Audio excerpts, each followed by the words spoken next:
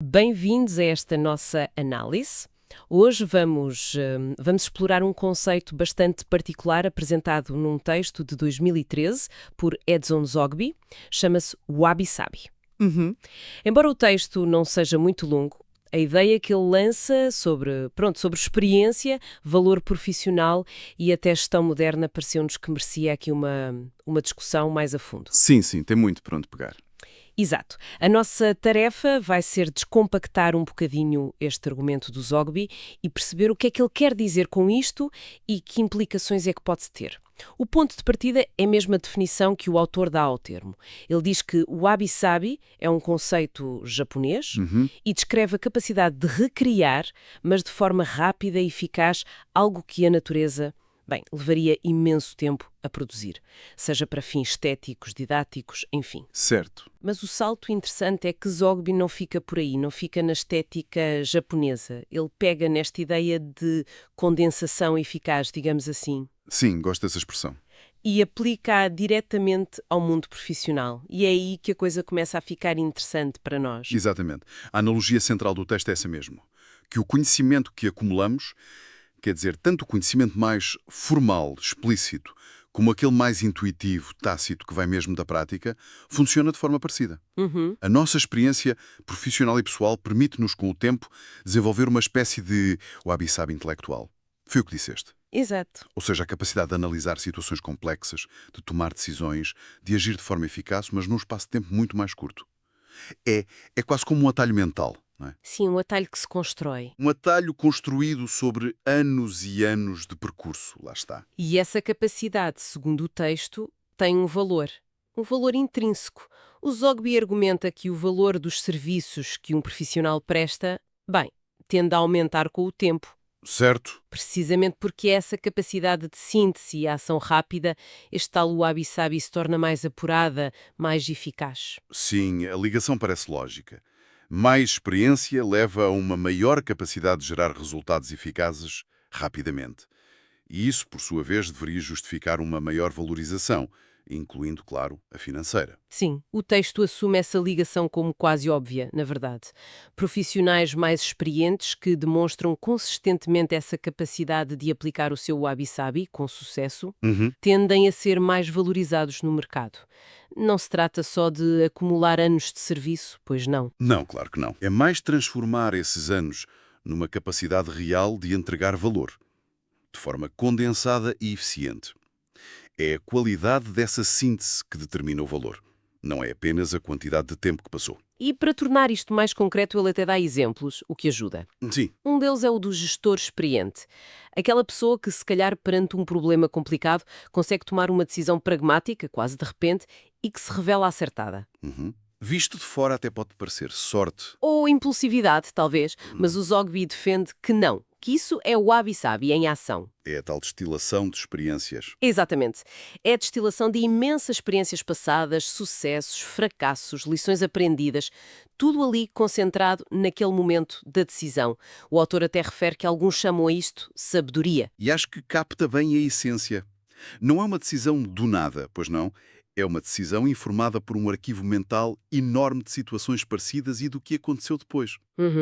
Outro exemplo que o texto usa e que ilustra bem é o do consultor sénior. Sim, esse também é bom. Quando um cliente procura orientação, o consultor com experiência não lhe vai dar um manual completo sobre todas as teorias e mais algumas. Não. Em vez disso, oferece uma recomendação direta, focada, aplicável àquele problema específico.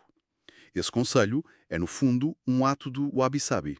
Condensa tudo. Condensa anos de estudo, de projetos, de observar o mercado, numa solução prática. É a capacidade de ir direto ao assunto, mas com fundamento, não é? Certo. Mas é precisamente aqui que a análise do Zogby introduz uma tensão. Uma crítica forte ao que ele observa nas práticas de gestão mais atuais. Depois de estabelecer o valor desta capacidade de síntese rápida e eficaz, o wabi-sabi, ele aponta para o que ele acha que é uma contradição, quase absurda, diz ele. A contradição é bastante gritante, de facto, como ele descreve. O cenário que o Zogby pinta é o de um profissional experiente que, pronto, usando o seu wabi-sabi, toma uma decisão rápida ou dá uma orientação concisa baseada na sua experiência. Sim, E a reação que ele critica não é de implementar ou discutir a decisão em si, mas sim a de exigir uma desconstrução total do processo mental que levou àquela conclusão. É quase pedir para andar para trás. Exato. O texto até ironiza, fala em convocar reuniões longas, com direito a lanches e pizzas, Sim, essa parte é ótima. só para que o especialista explique em detalhe como é que chegou àquela síntese. É como se a eficiência fosse, sei lá, suspeita. Em vez de se valorizar a capacidade de chegar rápido a uma conclusão informada, pede-se ao especialista para fazer o caminho inverso.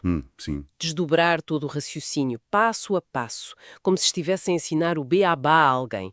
O texto usa mesmo a expressão blá blá blá alfabetizador. É forte, mas percebe-se a ideia. É como se a organização dissesse: olhe, contratámo-lo pela sua capacidade de síntese, mas agora, por favor, pode converter essa síntese numa lição longa e detalhada. Parece que há aqui um curto-circuito na lógica. Totalmente. E o Zogby argumenta que as consequências desta abordagem são, bem, duplamente negativas. Primeiro, há um desperdício óbvio de recursos. Tempo? Tempo precioso do especialista e dos outros todos que estão nessas reuniões explicativas. E tempo é dinheiro, portanto, custos diretos e indiretos.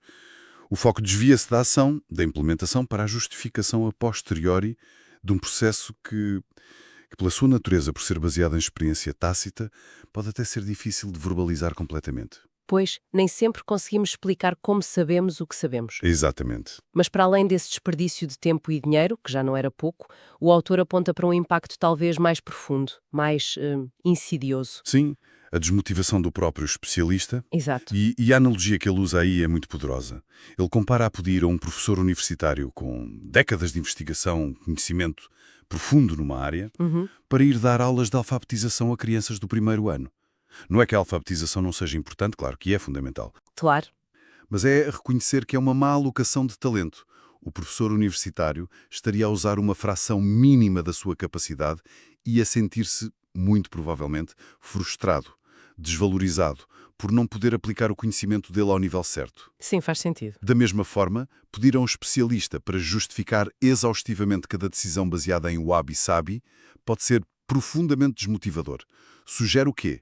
Uma falta de confiança de base na perícia dele. Então, se juntarmos as peças todas, o que é que o Zogby está mesmo a criticar? Parece ser uma cultura organizacional que, por um lado, reconhece que precisa de contratar conhecimento e experiência, Sim, por isso é que vai buscar especialistas. mas que, por outro lado, demonstra uma incapacidade ou talvez uma relutância em confiar na manifestação prática dessa mesma experiência, quando ela aparece. Exato. E como se houvesse um desconforto com a caixa preta da intuição informada ou da decisão rápida, mesmo quando ele é o fruto da perícia que se foi procurar em primeiro lugar. E eu acho que a crítica vai mesmo a essa falta de confiança, ou talvez a uma falta de compreensão do que é que realmente constitui o valor da experiência. Se calhar há uma cultura demasiado focada em processos explícitos, em justificações passo a passo, que depois tem dificuldade em lidar com a eficiência que nasce do conhecimento tácito, da síntese rápida. O Zogby é muito direto na conclusão dele. É verdade. Diz que a maioria dos gestores contrata especialistas porque confia neles, ou pelo menos diz que confia. Certo. Mas depois, na prática do dia-a-dia, não confia nas suas decisões rápidas e informadas.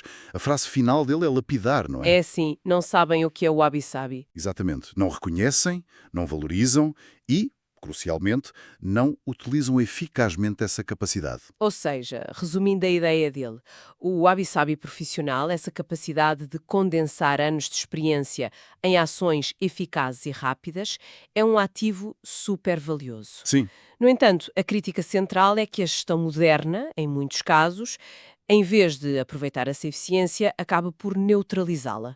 Com esta exigência de justificação excessiva, que no fundo revela desconfiança ou simplesmente não perceber o valor daquilo. precisamente. E se pensarmos nisto num contexto mais alargado, o texto levanta questões importantes sobre como é que as organizações gerem o seu capital humano mais experiente, não é? Sim, como potenciar isso. Como é que se pode criar uma cultura que não só reconheça, mas que ativamente fomente e confie no wabi-sabi dos seus colaboradores? Será que os modelos de gestão atuais, às vezes muito focados em métricas, em coisas quantificáveis, processos transparentes, têm dificuldade em acomodar o valor da intuição informada, da experiência condensada? É uma questão muito pertinente. Poderá haver aqui uma tensão entre a necessidade de controlo de previsibilidade, que muitas vezes se associa à gestão, Sim, claro. e a natureza um bocadinho mais opaca, mas potencialmente mais eficaz do wabi-sabi.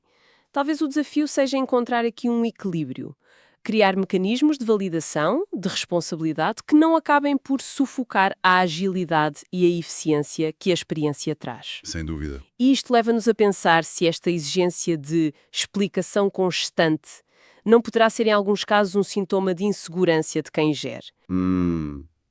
Interessante. Ou uma dificuldade em delegar confiança a sério. Se contrata alguém pela sua capacidade de resolver problemas complexos rapidamente, pedir-lhe sistematicamente para desenhar o processo todo pode minar essa mesma capacidade a longo prazo.